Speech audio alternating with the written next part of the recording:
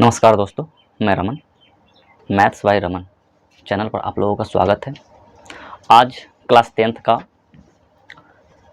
बहुत ही इम्पोर्टेंट और interesting chapter त्रिकोणमिति, ठीक है ना, ट्रिग्नोमेट्री लेकर के आए हैं। एग्ज़ाम के दृष्टिकोण से ये चैप्टर बहुत ही ज़्यादा इम्पोर्टेंट है। और रही बात लाइफ की, तो जब जितना भी आगे आप पढ़ोगे त्रिकोणमिति आपका पीछा नहीं छोड़ने जा रहा है, ठीक है ना। तो इसके लिए ना आपको इस त्रिकोणमिति को ढंग से समझिए, एकदम बेसिक से समझिए। 10th से शुरू होता है त्रिकोणमिति, आगे 11th है, 12th है, ग्रेजुएशन है, कंपटीशन है, सब में त्रिकोणमिति आएगा ही आएगा, ठीक ना। तो इसमें कोई लापरवाही नहीं कीजिए, आपको बहुत ही अच्छा तरीक़ा से समझाया जाएगा।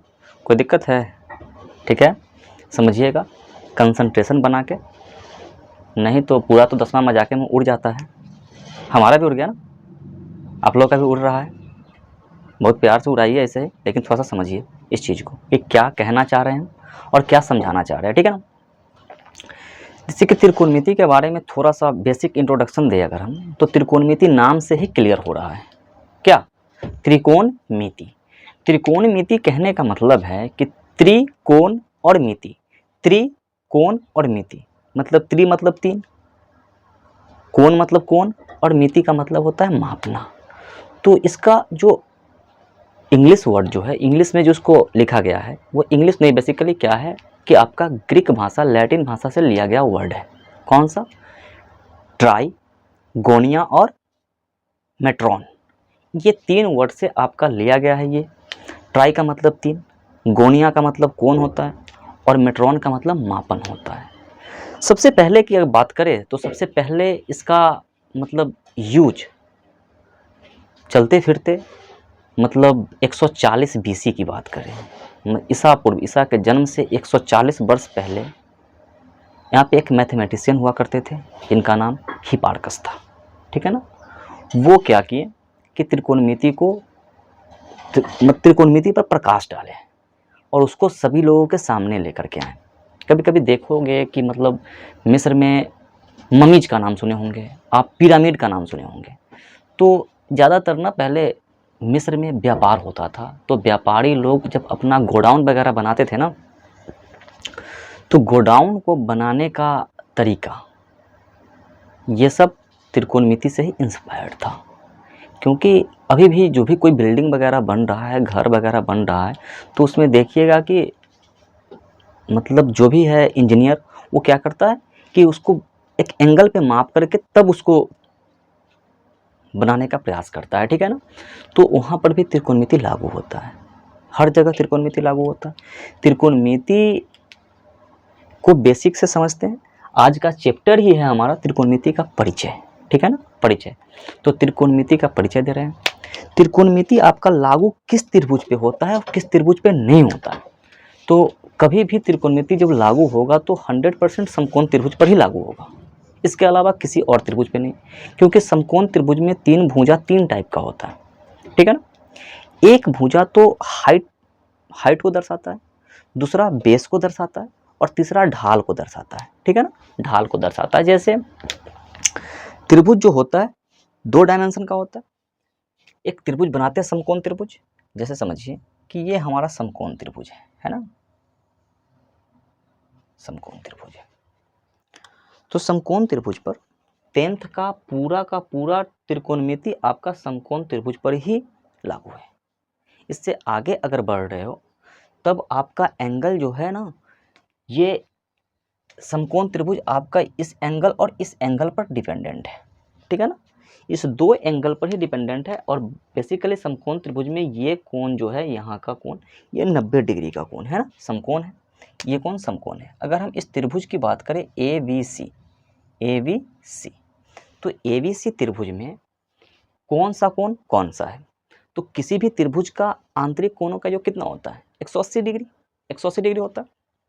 तो 180 डिग्री में से अगर एक कोण 90 डिग्री है तो बचा हुआ दोनों कोण का मान 90 डिग्री होगा। तो 90 डिग्री जब भी होगा तो ई अगर हमारा x डिग्री का वैल्यू है, या थीटा कह लीजिए, इस ई अगर हमारा थीटा है तो ये हमारा 90 माइनस थीटा होगा, 90 माइनस थीटा। यहाँ से एक चीज़ समझ में आता है कि थीटा और 90 माइनस थीटा ये है क्या। तो कहने का मतलब है कि ये दोनों एक दूसरे का पूरक होता है। क्या होता है? पूरक होता है, रेसिप्रोकल होता है, ठीक है ना। तो कहने का ये मतलब है कि जब भी कोई दो एंगल का योग अगर 90 डिग्री आ रहा है, 90 डिग्री पुड़ रहा है, तो वो दोनों कोण एक दूसरे का क्या हो गया? पूरक हो गया, ठीक है ना, पूरक हो जाता है। अब यहाँ पे बात करें कि कौन सा भुजा इसमें लंब है, कौन सा भुजा कर्ण है और कौन सा आधार है। तो आधार, कर्ण और लंब की मैं बात करूँ तो ये जो ढाल दिख रहा है ना आपको, ये जो ढाल जो है वो आपका कर्ण होता है। ये क्या होता है? कर्ण होता है। कर्ण का लिखते हैं हाइपोटेनस, हाइपोटेनियस, हाइपोटेनस ना, TENIOUS, हाइपोटेनियस या हाइपोटेनस। स्पेलिंग मिस्टेक हो सकता है, विशेष बात नहीं। और इसके बारे में हम ये कह सकते हैं कि 90 डिग्री के सामने की भुजा, किसकी भुजा? 90 डिग्री के सामने की भुजा को हम क्या बोलते हैं? कर्ण बोलते हैं। यहाँ पे लिख रहे हैं कि त्रिभुज में समकोण के सामने की भुजा, समकोण की सामने की भुजा, सामने की भुजा कर्ण होता है। क्या होता है? कर्ण होता है। अब बात करें कि बाकी का शेष दो भुजा में से एक लंब और एक आधार होगा। शेष दो भुजा में से एक लंब और एक आधार होगा। तो लंब और आधार भी डिपेंडेंट किस पे होता है? कि जिस कोण के सापेक्ष हम चलते हैं। अगर हम थीटा का वैल्यू अगर हम ये ले रहे हैं तो इसके लिए लंब इसके जस्ट सामने की भुजा ये हो जाएगा, ठीक है ना। लेकिन अगर ये बेसिक तौर पे समझे तो जो क्षैतिज लाइन होता है उसको हम बेस कहते हैं, आधार कहते हैं, और जो परपेंडिकुलर होता है, जो वर्टिकली होता है, ऊपर से नीचे तक होता है, उसको हम लंब या ऊंचाई कह लेते हैं, ठीक है ना। तो अगर हम इस थीटा की बात करें, इस थीटा को मैं मिटा दे रहा हूं, ठीक है ना। अगर हम इस थीटा की बात करें तो इस थीटा के सामने की जो भुजा है ये हमारा ये हमारा क्या है? लंब है, लंब है। लंब का इंग्लिश होता है परपेंडिकुलर। क्या होता है? परपेंडिकुलर।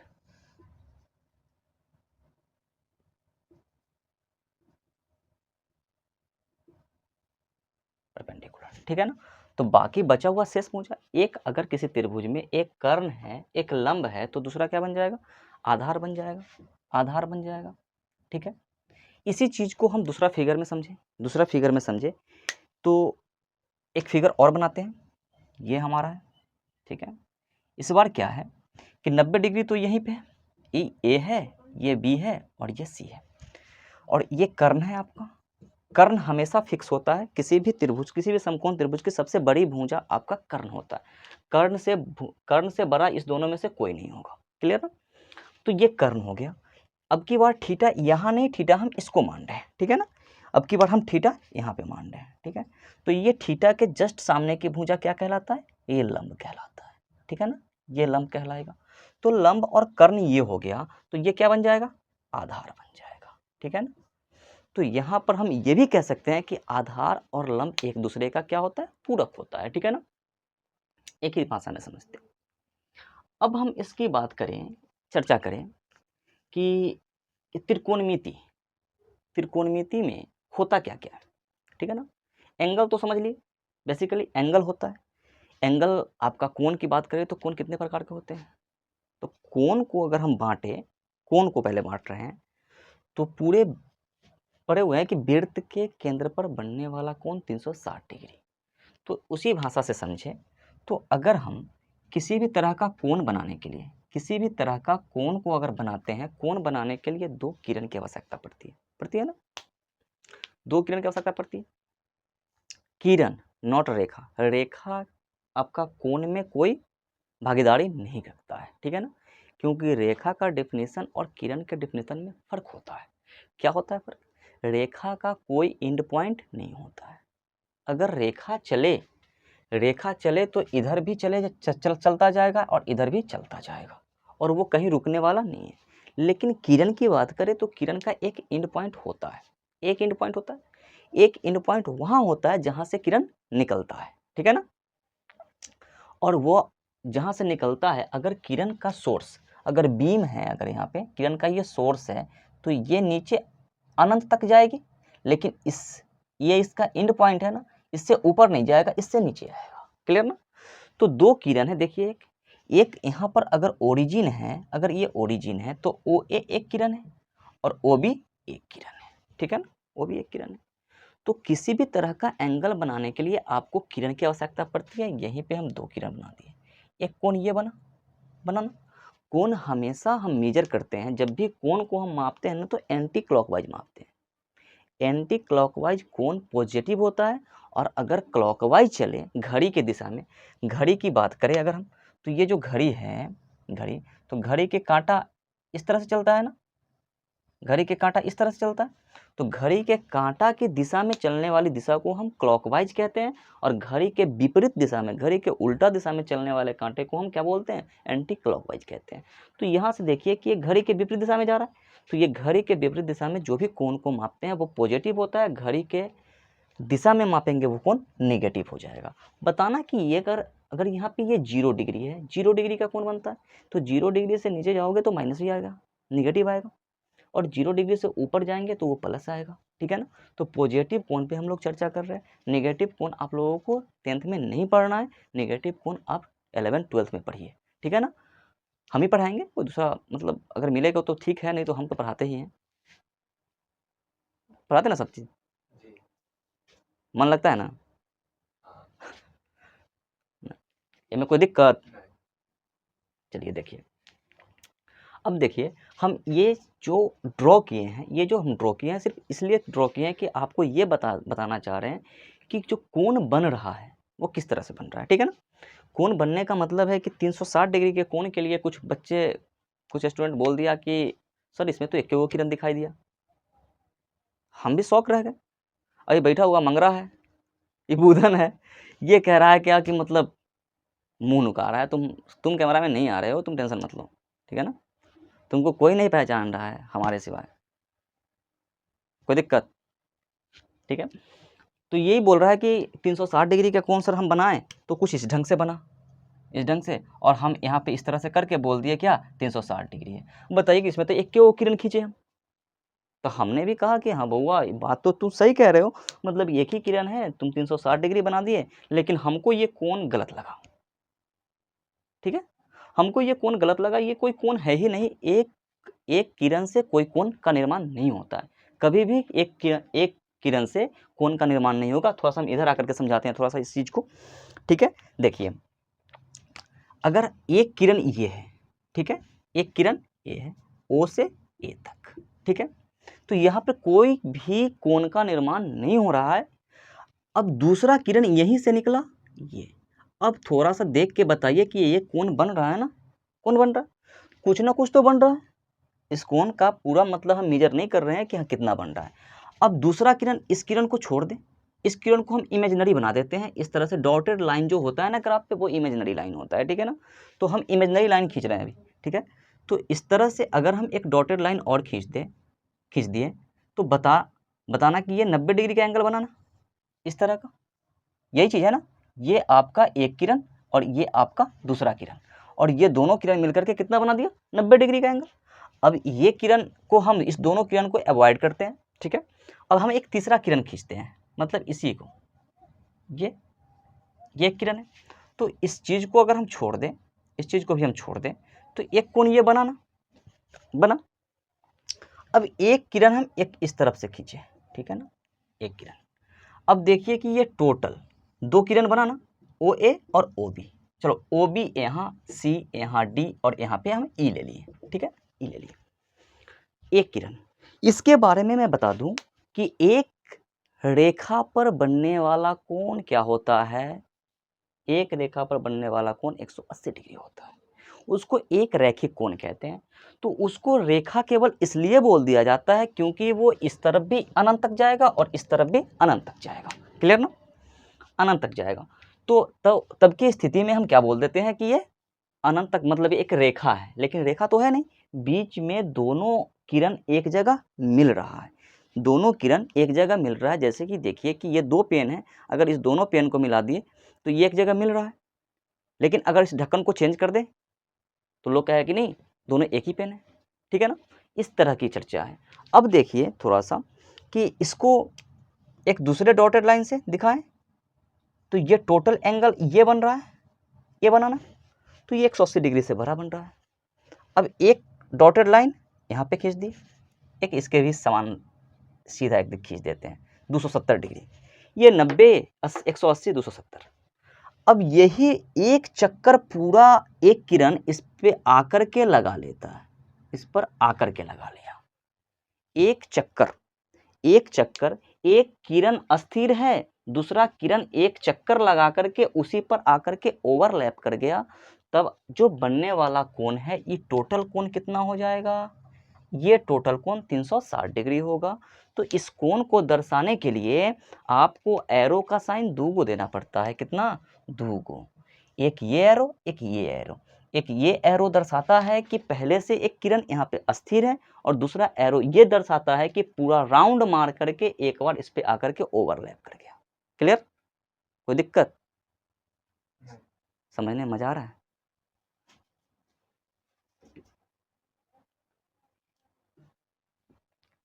देखिए हो गया। अब हमको समझना क्या है, बस इस चीज पर कॉन्फिडेंस से समझिएगा इसको। कहने का मतलब है कि त्रिभुज में, समकोण त्रिभुज में एक जो है कर्ण होगा और एक जो है लंब होगा और एक आधार होगा। इसी पे हमारा पाइथागोरस भी लगते थे। पाइथागोरस का जो प्रमेय है कि कर्ण का स्क्वायर लंब के स्क्वायर और आधार के स्क्वायर के योग के बराबर होता है ना। कर्ण का जो स्क्वायर है वो हमारा आधार का स्क्वायर और लंब का स्क्वायर का बराबर होता है, ठीक है ना। ये पाइथागोरस प्रमेय है, ठीक है ना, पाइथागोरस बोले हैं। अब इसके बाद हमारा समझने का है कि त्रिकोणमिति का आइडेंटिटी, ठीक है ना, ट्रिग्नोमेट्रिक आइडेंटिटी ये होता क्या है। जैसे कि सुने होंगे साइन, कॉस, टैन, सेक, कोसेक, कॉट, ये सब सुने। तो वही आइडेंटिटी के बारे में बात कर रहे हैं कि साइन, कॉस, टैन, सेक, कोसेक, कॉट, ये सब, ठीक है ना। तो इसी के अकॉर्डिंग उसका एक बेसिक फॉर्मूला होता है कि कोई भी त्रिभुज दिया गया है, ठीक है ना, कोई भी त्रिभुज दिया गया है और मतलब वहाँ से हमको मान निकालना है, ठीक है ना, मान निकालना है। तो इस पर पाइथागोरस तो लागू होगा ही होगा। तो उससे पहले तो हम पाइथागोरस समझ लेते हैं, उसके बाद कुछ इसको थोड़ा सा मिटाते हैं, ठीक है ना। देखिए एक त्रिभुज बनाते हैं, समकोण त्रिभुज। ये एक समकोण त्रिभुज है ABC, ठीक है, ABC। ये बी, एंगल बी 90 डिग्री का है, समकोण है। समकोण के सामने की भुजा को हम कर्ण कहते हैं। जब तक हम इसमें न्यून कोण को अगर हम नहीं दर्शा रहे हैं तब तक हमारा लंब यही है और आधार यही है, ठीक है ना। तो इसको हम लंब बोल देते हैं और इसको हम आधार बोल देते हैं, ठीक है। अब थोड़ा सा इसकी इंग्लिश पे बात कर ले। तो लंब का इंग्लिश होता है परपेंडिकुलर। लंब का इंग्लिश क्या होता है, परपेंडिकुलर। परपेंडिकुलर, CULR, परपेंडिकुलर, ठीक है। इसको हम P से डिनोट करते हैं, ठीक है ना। जब भी आवश्यकता पड़ती है तो शॉर्ट में लिखने के लिए P से डिनोट करते हैं। और ये है आधार। आधार का मतलब होता है बेस, ठीक है।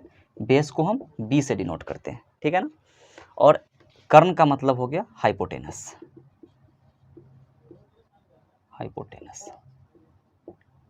हाइपोटेनस, ठीक है ना। इसको हम H से डिनोट करते हैं, ठीक है, इसको हम H से डिनोट करते हैं। अगर हमारा लंब है तो लंब को P से और आधार को B से और कर्ण को H से डिनोट करते हैं, ठीक है ना। जहाँ कहीं भी समकोण त्रिभुज की चर्चा होती है, समकोण त्रिभुज आता है, वहाँ हम पाइथागोरस यूज करते हैं, पाइथागोरस प्रमेय का यूज करते हैं।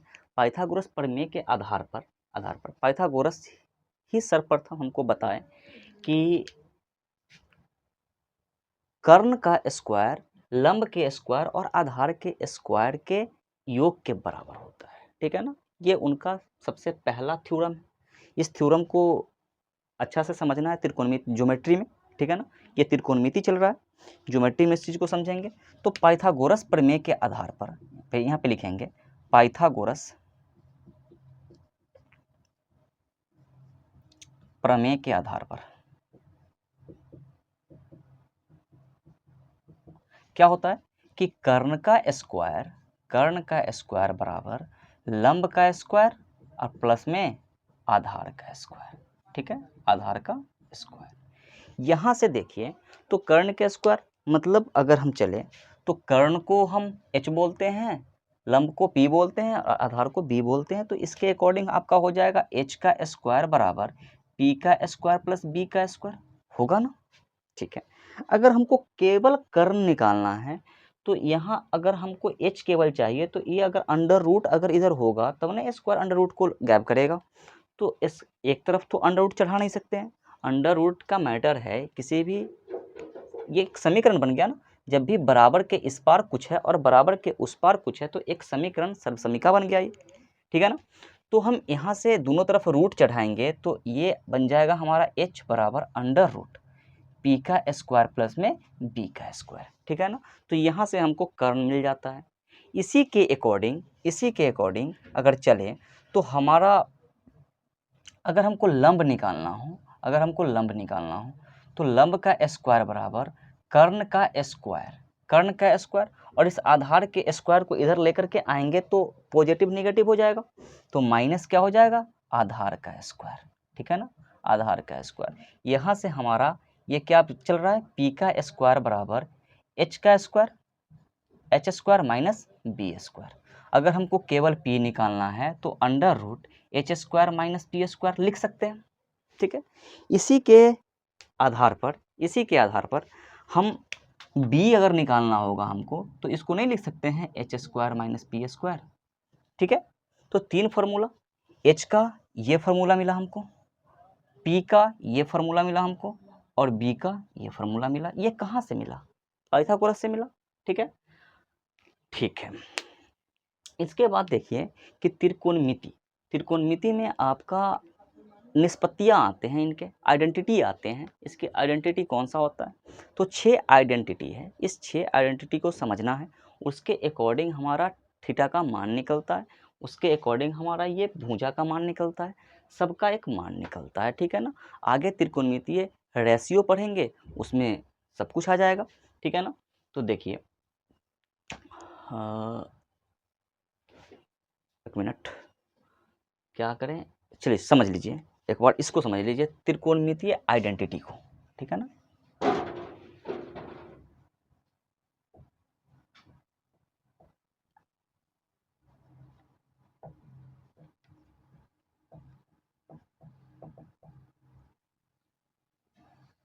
आइडेंटिटीज, ठीक है ना, यस आइडेंटिटीज। तो ये आपका होता क्या है, एक तो होता है साइन, एक होता है साइन, ठीक है, दूसरा होता है कॉस,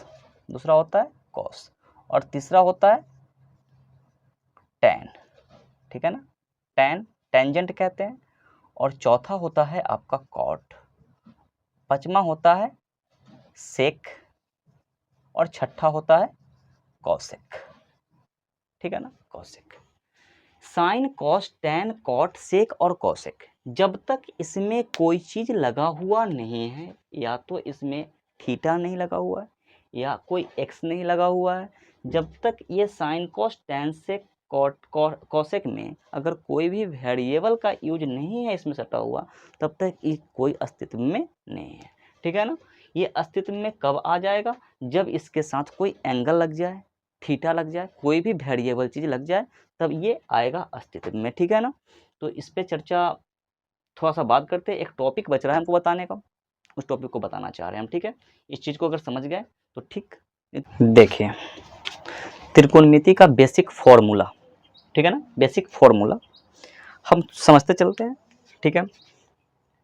एक समकोण त्रिभुज बनाते हैं, ठीक है, ये समकोण त्रिभुज है, ABC है, ABC है।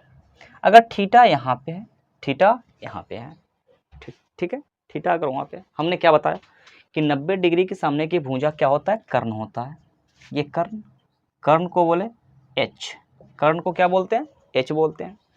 और थीटा के सामने की भुजा क्या होता है, लंब होता है, ठीक है ना, लंब मतलब P, ठीक है। और ये शेष बच जाता है जो भुजा, वो हमारा क्या है, आधार है, ठीक है, इसको हम B बोलते हैं, क्लियर। इसके अकॉर्डिंग हमारा एक फॉर्मूला है, ठीक है ना, फार्मूला है, क्या है, साइन कॉस टैन सेक कॉस कॉटेक कॉट का जो फार्मूला है उसको समझते हैं कि साइन थीटा बराबर क्या होता है, साइन थीटा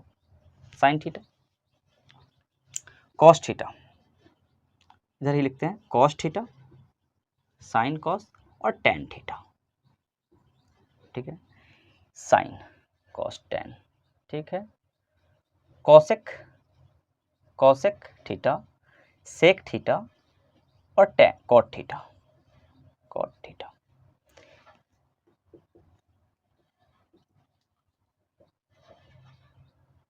ठीक है ना। साइन का उल्टा होता है कॉसेक, और जब आगे चलेंगे तो साइन का उल्टा कॉस भी मिल जाएगा, टेंशन मत लीजिएगा, ठीक है ना। तो अभी के लिए समझिएगा कि इस फार्मूला के लिए साइन का उल्टा कौन होता है, कॉसेक होता है, और कॉस का उल्टा सेक होता है, और टैन का उल्टा कॉट होता है, ठीक है ना। तो साइन का अगर फार्मूला लिखे तो साइन बराबर होता है, साइन बराबर लंब बटा कर्ण होता है, ठीक है ना, लंब बटा कर्ण। इसको अगर हम लिखे तो क्या लिख सकते हैं, P बटा H, ठीक है ना, P से परपेंडिकुलर और H से हाइपोटेनस। कॉस थीटा बराबर होता है हमारा आधार बटा कर्ण, क्या होता है, आधार बटा कर्ण, ठीक। आधार को क्या कहते हैं, बी, कलर चेंज कर देते हैं, थोड़ा सा डाउट हो जाएगा, ठीक है ना। इसको कहते हैं P बटा H, इसको लिखेंगे B बटा H, ठीक है। और टैन थीटा बराबर हो जाता है हमारा, टैन थीटा जो होता है वो क्या होता है, आधार बटा लंब बटा आधार, सॉरी लंब बटा आधार, ठीक है, आधार, लंब को P कहते हैं और आधार को B कहते हैं, P अपॉन B, ठीक है। इसी तरह से जब इसका उल्टा होता है तो वन, उल्टा नहीं इनवर्स होता है, वन अपॉन, अगर साइन थीटा है तो साइन, वन अपॉन साइन क्या बन जाता है, कॉसेक बन जाता है, क्लियर ना। तो ये बन जाएगा हमारा, इसका उल्टा तो कर्ण ऊपर चला जाएगा और बटा में क्या आ जाएगा, लंब आ जाएगा। इसका क्या है, फिर कर्ण इसका ऊपर चला जाएगा और बटा में क्या आ जाएगा, आधार आ जाएगा, और यहाँ पे आधार ऊपर चला जाएगा और बटा में क्या आ जाएगा, लंब आ जाएगा, ठीक है ना। अगर हम इसको इंग्लिश के शॉर्ट में लिखें तो क्या लिख सकते हैं, इसको लिख सकते हैं H बटा P, इसको लिख सकते हैं H बटा B, और इसको लिख सकते हैं हम B बटा P, ठीक है ना, B बटा P, ठीक है। तो यही है फॉर्मूला है, इसको याद करना है, बहुत आसान है, कोई ज़्यादा हार्ड है नहीं, बस याद करने का एक तरीका होता है, P बटा H, B बटा H और P बटा B याद कर लीजिएगा, H बटा P, H बटा B, B बटा P याद कर लीजिएगा। इसका बहुत सारा तरीका है, बहुत लोग बहुत ढंग से याद करते हैं, जैसे कि पीर बाबा पैगंबर हर हर बोल, यही बात है ना, पीर बाबा पैगंबर हरी हरी बोल, ठीक है। और इसका उल्टा हरी हरी बोल पीर बाबा पैगंबर, क्लियर ना, यही बात है, ठीक है। इससे रिलेटेड जो भी थोड़ा बहुत एग्जाम्पल होगा जो हम आगे की वीडियो में लेकर के आएंगे, फिलहाल इस वीडियो में इतना ही, ठीक है। मिलते हैं अगला वीडियो में, अच्छा लगे तो लाइक कीजिए, कमेंट कीजिए, सब्सक्राइब कीजिए और अपने दोस्तों को शेयर कीजिए इस वीडियो को, ठीक है ना। मिलते हैं फिर अगला वीडियो में, टाटा बाय बाय।